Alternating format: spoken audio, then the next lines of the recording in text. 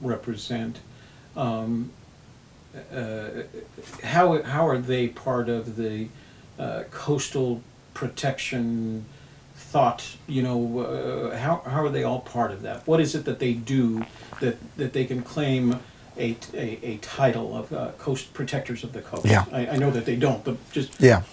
Imagine that they were. Yeah. What is it that they do? Well, Get Oil Out, or GOO, has as its main mission to protect the coast.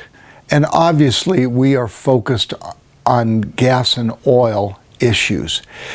We have had a context of being an educational arm, and so we do make the opportunity to remind people of the 1969 event. We also try to put these things in a context to the issues that have happened since then, the Exxon Valdez, the Gulf.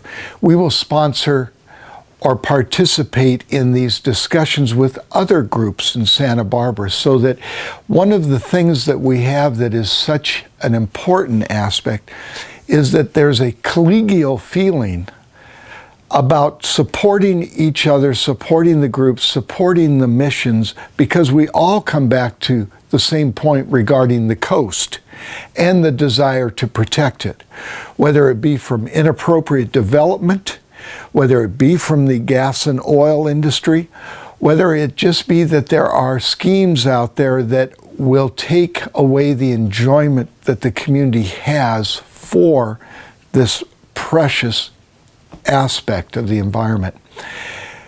One of the things that I really appreciate is that the university, with being the prominent campus that it is, with a worldwide status, with a national recognition, has a lot of things happening where students are still being taught and being given access to activism.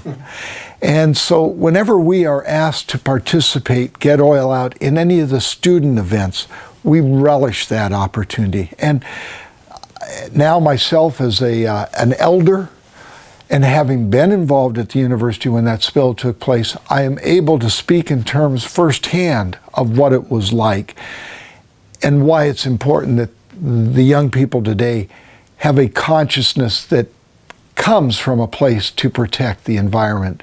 Because in the long run, there's not much else that we'll be able to count on. And it's well received. So we stay active as an organization, and yet we are a board that is all volunteer. We do not have a staff. We do not maintain an office. But we have decided that the place that we have in today's world, we have worked to be an organization that is there to function and to still pursue the mission that is 40-some years old. It's just we do it a little differently than some might expect. How would you say, if you were asked, did the 1969 Santa Barbara blowout affect the rest of your life?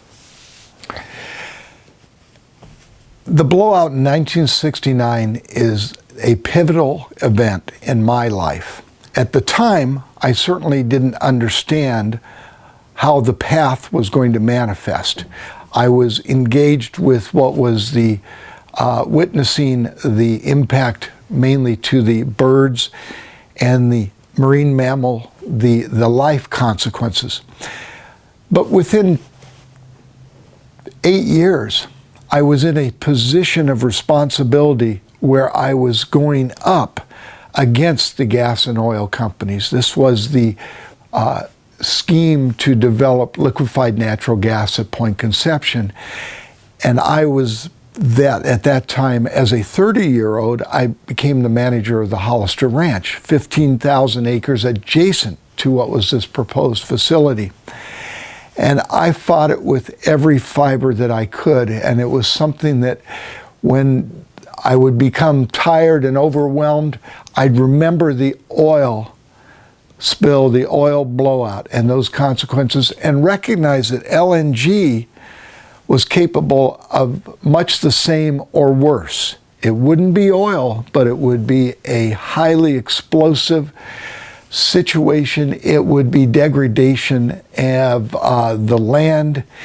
It would be change in what was a coastline to benefit those that were going to make money off of this.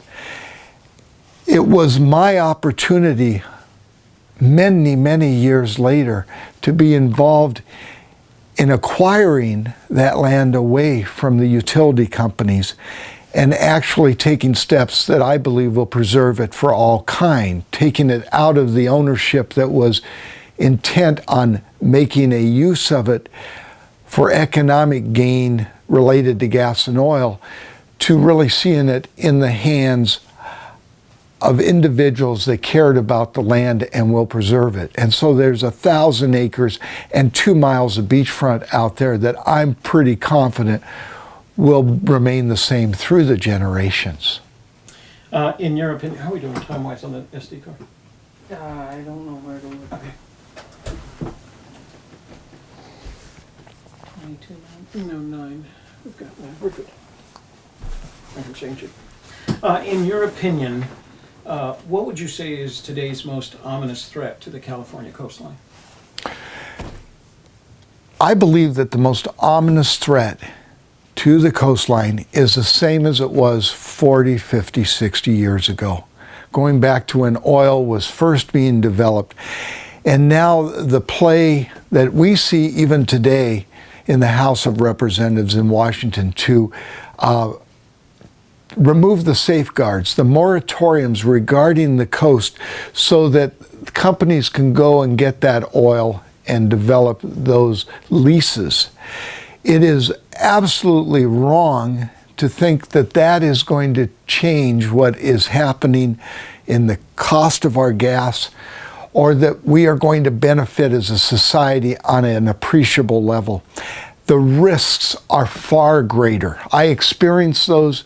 We've all experienced them now in the Valdez and again in the Gulf. And this is not what should be done. And yet here this is, again, it's like zombies coming back saying we need to develop that oil. And I believe every one of those voices that is being paid to push that forward, they are being paid, and they're being paid by the oil interests to take that storyline. And I believe that there has got to be a response that is just as strong or stronger, saying no. What is most valuable is our natural resource, the fisheries that exist out there. As we watch worldwide as the fisheries collapse, why should we put them in jeopardy by trying to develop oil in these high seismic areas where we know now that the fail-safe devices are anything but that? This happened in the Gulf. Can't possibly happen. Can't possibly happen again. Wrong. So I believe that we have to be very vigilant, because I can see it already, the creeping aspect of wanting to go after that oil because it's going to make us a stronger country. I don't believe that for a moment, and I will not be a voice that is silent in that regard. We, the three of us in this room, came from an activist generation. We had lots to complain about, and we had the notion for it. I don't feel that's true of today's generation, the generation that's going through high school and college right now. How do they become more active? But more importantly, if they were to ask you, why should they become more active when it comes to the California coastline? I believe students and young people today must be more active in regard to the coastline, because they, better than any generation before, can see the consequence of man's actions. And in regard to the coastline, whether it be the development of inappropriate buildings, whether it be the development of gas and oil, whether it be liquefied natural gas, any of these, we have to be vigilant. And the activism that I would like to see, I believe it is there, and it will come into play when it is appropriate. It's just that there are so many demands put on all of us, and particularly young people, for their time, for their interest, for their news sources. But when it happens, I certainly believe that the Gulf is going to have a new level of activism that is born out of that terrible experience they've gone through. Does that mean that people in Arizona will be more activists? I don't know, but I would think there are going to be some who get the message. But it certainly is true that those here in California, where the coast is at risk and where you can see it on a daily basis, not only what we have, but what is being lost, it doesn't take a whole lot to connect those dots and understand we can't let it happen again.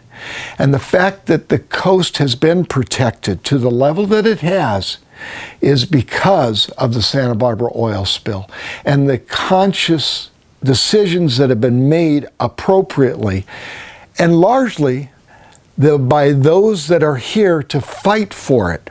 And we have to do it in such a manner that it has impact on those who can overwhelm us with votes and money from other sectors. It's a terrible game that is being played, but we are at high stakes poker, and the coast of California is the pot. If President Obama were to call you and say, Charlie, I'm going to grant you one favor in regards, a single favor in regards to protecting the California coast, what favor would you ask him? If I were to ask the president to do one thing, it would be not only to extend and stand by the moratoriums that have been put in place, but to find some way that they would always be there. I know that the previous presidents, Clinton, took actions when he created special standing for all the little islands that are out there. These things do have consequence. We have the areas that by presidential action, the wilderness areas and such. I believe that the oceans one day, we're going to turn to them and say, we still have an opportunity to obtain food from the ocean if we protect it in an appropriate fashion and manage that marine environment. And I don't believe that we can manage those issues in conjunction with developing gas and oil. So I think that the one thing is to find a way for all time to end gas and oil development in the coastal waters or from onshore into the coastal waters. We have, I believe it's hundreds of thousands of acres that have already been leased onshore for gas and oil development. That's where it should take place, not in what is probably man's greatest resource, the ocean. So if he's listening, let's go there. Thank you. You're welcome. And it's